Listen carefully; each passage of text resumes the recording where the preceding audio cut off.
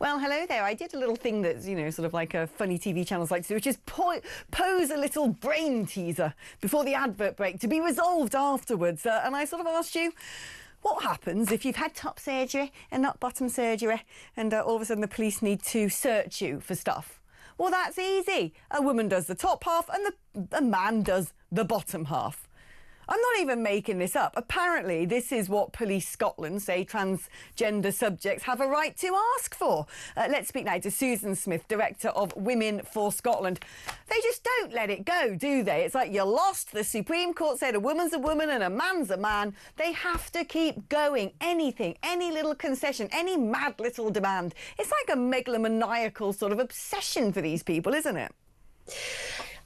Yes, and I'm sure they think they're covering all bases, and I think they think it's, they're respecting people's identity, but the point is they are not respecting the female officers who are going to have to do those searches and who may be put in a position where they feel, if they're junior, for example, where they might feel a bit coerced into doing it. And they say they're going to have written consent. But I don't think you can use written consent to override law. Those female officers have rights, and one of their rights is that they do not have to search a biological male, even if he has got a pair of silicone breasts. I mean, my concern with all of this, and it's something I often say, and it's something that most people are way too squeamish to bring up, is the Venn diagram, the overlap of certain men who like to sort of dress up as women and fetish of actually getting a sexual kick out of all of this.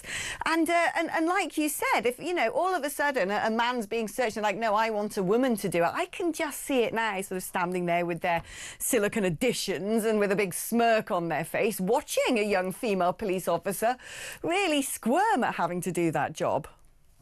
Well, I don't know if you've seen, there was a clip from the demonstration immediately after we won at the Supreme Court, and there was a man who was boasting about how he'd been in the women's toilets at Waterloo and nobody had objected, and he was well over 6 foot and he was built like the back end of a bus, but he had a pair of quite large false breasts, and he was wearing what I can only describe as a sort of baby doll negligee with fringing.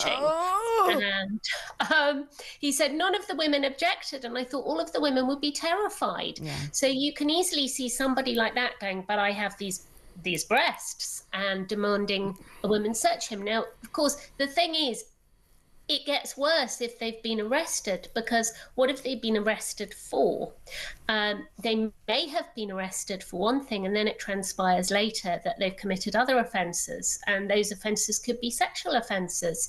Yeah. So if they are demanding that a woman participates in that, they could be using power and coercion and, as you say, getting a kick out of it. And if it does transpire that this person was, unbeknownst to the police at the time of doing the search or the arrest, had committed lots of other unsavoury crimes, then that police officer is going to feel terribly violated, and she will have a claim against the police. And would have every single right to have a claim against the police. I mean, like I said, these people, you give them an inch and they want to take a mile. And I'm worried that one of the big things they're trying to do now is turning around and saying, right, that's it, all toilets need to be unisex from now on.